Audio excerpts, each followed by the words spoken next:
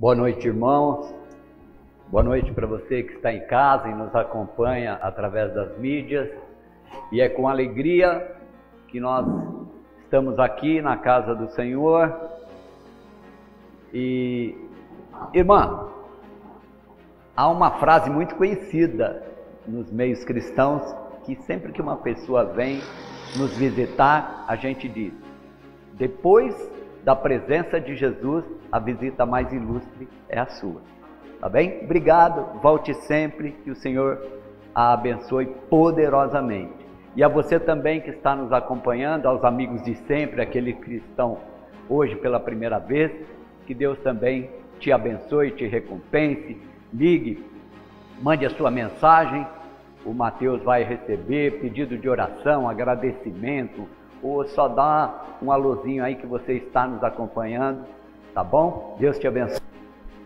Queridos, mais uma vez tenho a alegria de pregar sobre meu personagem favorito da Bíblia, que é Jesus. Então, mais uma vez, eu gosto de vários personagens da Bíblia, prego por muitos deles, mas o meu preferido é Jesus.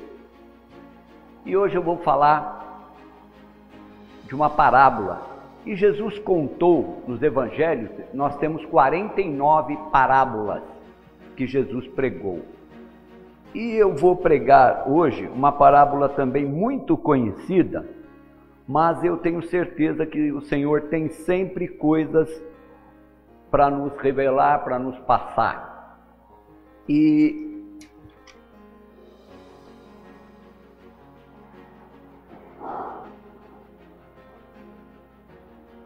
em Mateus 13, Jesus vai contar várias parábolas. E parábolas são situações da vida real, pode até ser fictícia, que Jesus criou para exemplificar, mas as parábolas, elas serviam para trazer grandes verdades. Está atrapalhando meu som isso aqui.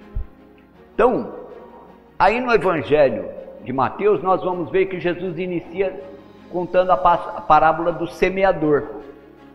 Depois ele vai falar da parábola do joio e do trigo, depois ele vai falar da parábola do grão de mostarda e das minas.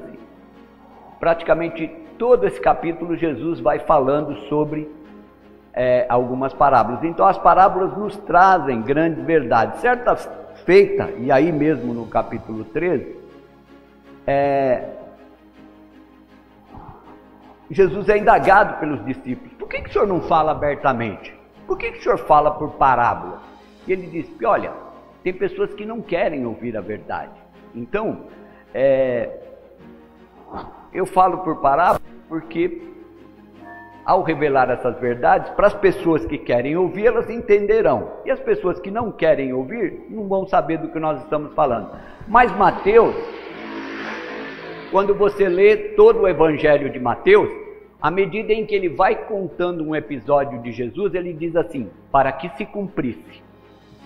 Porque assim disse o profeta, para que se cumprisse. E ele vai contando. E aqui mesmo nas parábolas, ele fala para que se cumprisse o que disse o profeta no Salmo 78, versículo 2, quando ele diz assim: olha, falarei em enigmas para que saia da minha boca coisas ocultas desde a criação do mundo.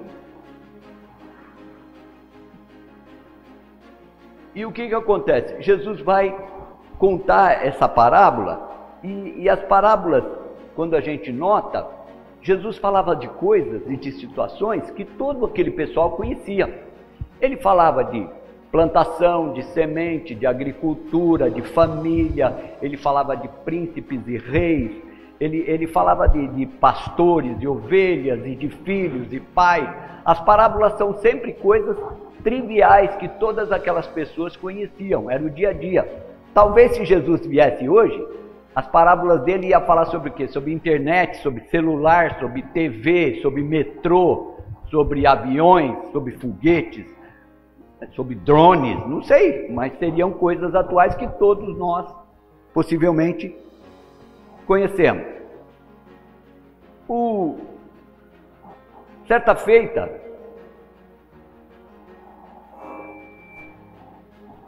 Jesus ele era tão mestre do ensinamento que certa feita os guardas foram prendê-los, antes da prisão mesmo que se efetuou depois da noite. Mas eles foram lá de dia prendê-lo. E aí voltaram sem prendê-lo. E aí os sacerdotes disseram: ué, o que foi? Vocês não prenderam? E eles disseram assim: porque olha, a gente viu o povo admirado e nós também ficamos admirados. Nunca vimos alguém pregar com tamanha autoridade. Então Jesus pregava e, além de tudo, as pessoas se convenciam daquilo que ele estava falando. Então eu convido você a abrir aí a sua Bíblia no Evangelho de Mateus, no capítulo 13, e eu vou ler a parábola do joio. Podeis assentar, porque hoje eu vou ler bastante, normalmente eu peço para ficar de pé. A parábola do joio. Outra parábola lhe propôs, dizendo: o reino dos céus é semelhante a um homem que semeou boa semente no seu campo. Mas enquanto os homens dormiam, veio o inimigo dele, semeou o joio no meio do trigo e retirou-se.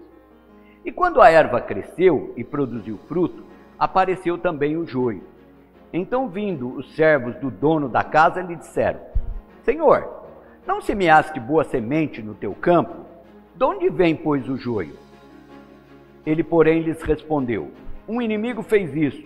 Mas os servos lhe perguntaram: queres que vamos e arranquemos o joio? Não, replicou ele, para que ao separar o joio não arranqueis também com ele o trigo. Deixai-os crescer junto, até a colheita.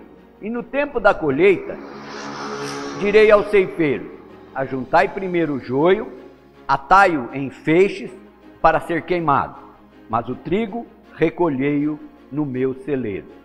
Glória a Deus pela sua palavra. Queridos, a primeira coisa que nós precisamos entender é que o joio é uma erva daninha e o trigo é um cereal. E um dos cereais mais importantes que existe na cultura do mundo. Quase todos os países usam o trigo na sua alimentação, principalmente no pão. Todos nós, né, aqui no Brasil, pelo menos hábito nosso, né, pãozinho com manteiga ou pãozinho com café da manhã, isso faz parte da nossa alimentação. Mas então, há uma característica que a gente precisa entender: eles são muito parecidos. Hoje eu pretendia ir numa floricultura e trazer então, e acabei disperso com alguns afazeres e não passei na floricultura a pegá-lo. Até olhei nas coisas da Rosalia aqui para ver se eu via sempre há um galinho seco de trigo. Qual a diferença? Quando eles estão verdes, eles são muito parecidos. Muito parecidos. Só que chega na época da colheita, dos frutos, o que aconteceu? O joio, ele é igualzinho o trigo, só que a hora que você passa a mão assim, ó, ele não tem nada, ele é só palha. Ele só serve, como diz Jesus na parábola, para ser queimado. Ao passo que quando você faz assim, com o galinho de trigo, você fica com aquelas sementes de trigo na mão. As mulheres principalmente estão acostumadas, né? Porque usam bastante trigo em semente na alimentação. Então aquela semente de trigo é o que fica. Só que há uma característica também do joio e do trigo. Como o joio se carrega, né, a espiga dele se enche com aquela semente, ele pendoa, como a gente fala, ele declina. E o trigo, né, como ele tem semente, ele pendoa. E o joio não, ele fica direto. Então, quando na época da colheita, fica mais fácil se colher. E Jesus vai fazer justamente colocar essa parábola, mas se a gente ler só assim, nós vamos fazer igual os discípulos. Quando eles foram para casa, se você chegar em casa e ler 3 ou 4 versículos à frente, a partir do 36, Jesus explica essa parábola. Então os discípulos não entenderam na hora em que Jesus falou. Nós também não entendemos de pronto. Mas aí Jesus vai dar a explicação e fala: olha, o campo em que foi semeada é o mundo. O trigo. Então ele fala assim: o Filho do Homem, quer dizer, o próprio Jesus, semeou a palavra. E aqueles que receberam a palavra são o trigo. Agora, o diabo veio também neste campo, e Jesus fala: o campo é o mundo. Então nós precisamos ter primeiro essa diferença. Jesus falou: ó, o campo é o mundo. E o que ocorre? O diabo veio e semeou também. Ele semeou o quê? Uma erva daninha. E nasceu o joio. Então ele fala assim: o joio são os filhos do maligno, que creem nessas coisas. Há muita pregação sobre isso, e às vezes as pessoas querem dizer, Jesus falou: olha, o campo é o mundo. E as pessoas, erroneamente, pensam que Jesus estava falando só da igreja. Não. Sabe por quê? Nós temos... A igreja é um projeto de Deus. E a gente tem sempre o hábito de estar preocupados. Pastor, esse irmão é joio. Né? Ó, aquele jovem, ele é joio. Só que quando nós lemos aqui, eu vou ler para você, que é só 2 ou 3 versículos. Olha Jesus logo em seguida: então, despedindo as multidões, foi Jesus para casa, e chegando-se a ele, seus discípulos disseram: Mestre, explica-nos a parábola do joio do campo. E ele respondeu: o que semeia a boa semente é o Filho do Homem, Jesus. O campo é o mundo, a boa semente são os filhos do reino, o joio são os filhos do maligno. O inimigo que semeou é o diabo. A ceifa é a consumação dos séculos, e os ceifeiros são os anjos. Então o que é importante a gente saber? É que não foi dado a nós é que temos que nos alegrar, como o pastor aqui se alegrou, está se lembrando que Jesus com seu sangue nos lavou. Então Jesus também semeou em nossos corações a palavra, e nós fomos transformados em trigo nesta parábola. Só que não é a nós o direito de dizer: ó, eu já vou cortar essa pessoa porque esse é joio. E o Senhor está dizendo justamente isso. Sabe? Que os ceifeiros são os anjos. Quando você pega lá em Apocalipse 14, fala que o Filho do Homem está sentado numa nuvem, que fala das feições que a gente está acostumado em Apocalipse, que ele tinha uma coroa de ouro na cabeça e tal, e que tinha uma foice afiada em suas mãos. E aí o que vai dizer? Ó, é chegada a hora da ceifa. Então quando houver a consumação do mundo, aí sim é que vamos separar salvos e não salvos. Nós não, o próprio Senhor. E os anjos, aqui quando ele fala, ó, a ceifa vai ser feita pelos anjos. O que ocorre muitas vezes? Falsas doutrinas,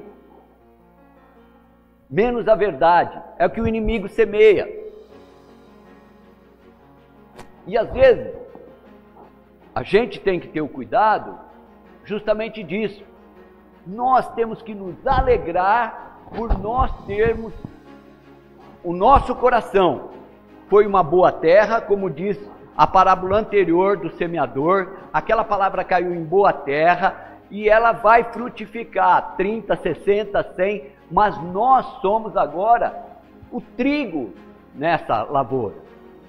Nós somos aquele em que a palavra encontrou lugar, mas o inimigo está no mundo, e no mundo também ele entra dentro da igreja, que a igreja está no mundo. Eu gosto sempre de uma comparação que fala, né? O navio está no mar, mas o mar não está no navio. Se o mar entrar no navio, o navio afunda. Agora, o mar está no navio. Então a igreja está no mundo, mas o mundo não pode entrar dentro da igreja. Então também para a nossa vida pessoal e particular, sabe? Conviver. Ah, eu sou trigo. Mas então Jesus está mostrando aqui também que nós vamos conviver, seja no mundo, seja na igreja, com pessoas, e Ele não nos deu o direito de julgar essas pessoas. Até porque a própria Bíblia diz, nós conhecemos o exterior. O próprio Deus fala para Samuel, quando ele vai escolher o novo rei de Israel, vai na casa de Jessé. Aí ele vê Eliabe e fala, Deus fala, não, Samuel, o homem vê o exterior, eu vejo o coração. Então muitas vezes, o Samuel que vocês conhecem, tem muita coisa que vocês não sabem. Eu costumo dizer até que minha mulher, que sou casado há 41 anos, tem coisa minha que ela não sabe, deve ter coisa dela que eu não sei. Tá certo? Então o que ocorre? Às vezes a gente quer julgar pelas aparências. E o Senhor está mostrando para nós, nessa parábola aqui, que Ele não mandou julgar, Ele mandou a gente amar. Então, pastor, eu vou embora da igreja. Essa igreja aqui tem muito fofoqueiro, tem muita gente falsa, e eu vou embora. Eu vou procurar uma igreja que só tenha santos. Vai morrer procurando essa igreja e não vai achar. Agora, para exercer o amor de Deus, é fácil. Olha, nessa igreja aqui, viver com a irmã Antônia, viver com a Delani, com o irmão, mas que maravilha! Eu não vou falar o nome aqui. Mas a gente sabe que tem uns irmãozinhos difíceis, mas aí que eu tenho a oportunidade de exercer o amor de Deus. É nessa hora. Então todas as vezes que a gente ouve algum elogio do pastor Jarbas, um é fatal, é muito amoroso. Olha, o pastor Jarbas é muito amoroso. Então é justamente isso que nós temos que copiar. Porque se a gente estiver aqui na igreja só preocupado com as pessoas que nos agradam, primeiro a gente está fazendo distinção. Segundo, não foi dado a nós o direito de julgar, mesmo porque o próprio irmão Adilson começava contando, né, de uma irmã que era muito fervorosa. Eles foram na igreja lá do pastor Gui ontem, e essa irmã se desviou, foi para lá. Mas não significa, tá certo? Cada um, Deus conhece o coração, e as pessoas precisam passar por situações.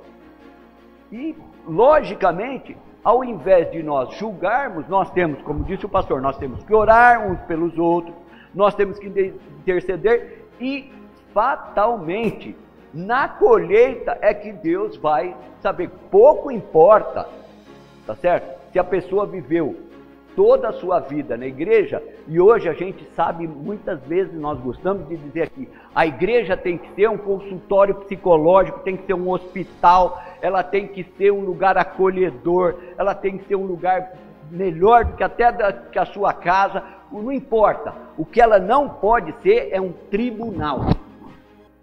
Não podemos julgar a ninguém.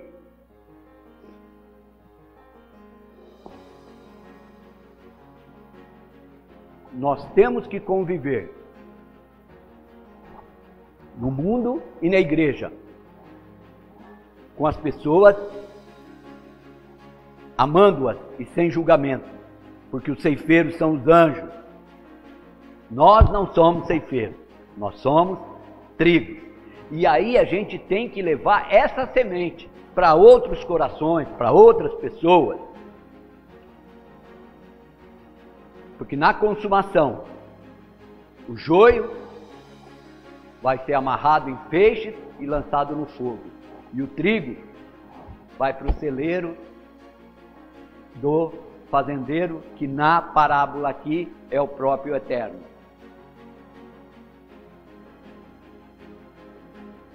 Como eu disse, apesar deles serem muito parecidos,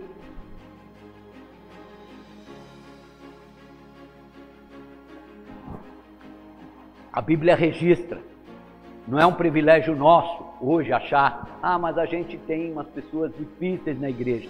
Quando a gente pega o apóstolo Paulo, ele fala de Simão Mágico, ele fala de Ananias e Safira lá em Atos, a igreja fala de Demas, o próprio apóstolo Paulo, ele fala, olha, eu já entreguei fulano a Satanás. Tamanha que eram as dificuldades que o apóstolo também tinha com determinadas pessoas, com falsas doutrinas. Então, o que nós temos para nós,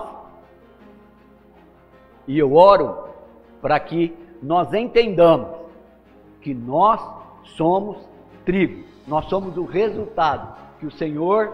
mas eu nasci num lar evangélico. Quantos nasceram num lar evangélico e foram para o mundo? Os filhos, ao contrário, né? Muita gente, mas amém para aqueles que nasceram num lar evangélico, mas um dia a palavra te convenceu, e com vários testemunhos a gente vê aqui, até o pastor quando fala da sua conversão, um dia a gente se convence, eu preciso de Jesus, eu quero viver a eternidade com Jesus. Que a gente saiba conviver com o joio, no mundo, na nossa casa, na igreja, e amá-lo. Já pensou a gente poder dizer, sabe, poxa, eu conheci uma pessoa lá no meu trabalho, lá na minha casa, lá na minha rua, lá na minha família, mas eu falei do amor do eterno por ela, eu falei que Jesus veio por causa dela, e ela aceitou, hoje ela é uma bênção, e ela... A pessoa... Então, nós também somos semeadores, como o pastor falou aqui. Nós estamos no mês de missões e nós somos semeadores. Somos sal da terra, somos luz do mundo. Mas por quê? Porque um dia a palavra do Senhor veio ao nosso coração e nós a aceitamos e nós crescemos, frutificamos e até o último dia que aqui vivermos neste plano, nós temos que ser realmente luz do mundo. Eu encerro esta noite com uma palavra que está em Isaías 60, que diz assim: levanta-te e resplandece, a glória do Senhor vem sobre ti. Que essa palavra seja de regozijo em nossas vidas, que nós tenhamos a certeza, a alegria de que o Senhor veio para que a gente possa aceitá-lo, aceitar a Jesus, Ele colocar o Espírito Santo para habitar em nós e onde quer que nós estejamos, nós levemos essa luz que o próprio Senhor quis que a gente fosse o portador. Por isso que nós fomos escolhidos, somos sal da terra, nós somos luz do mundo, e é por isso que nós precisamos entender que as pessoas difíceis às vezes abriram um espaço para que o inimigo lançasse a semente, a dúvida. Hoje, o que mais existe aí fora são desigrejados, pessoas que não falam, olha, nem aceitam dizer que elas deixaram Jesus, elas deixaram a igreja. Mas a igreja não é perfeita. A igreja é um lugar de aperfeiçoamento. Todos nós estamos aprendendo, todos nós estamos crescendo, e é por isso que eu repito, a igreja tem que ser um hospital. E nós somos enfermeiros, médicos, psicólogos, nós somos tudo. Mas a única coisa que nós precisamos aprender é amar. Amém? Deus abençoe.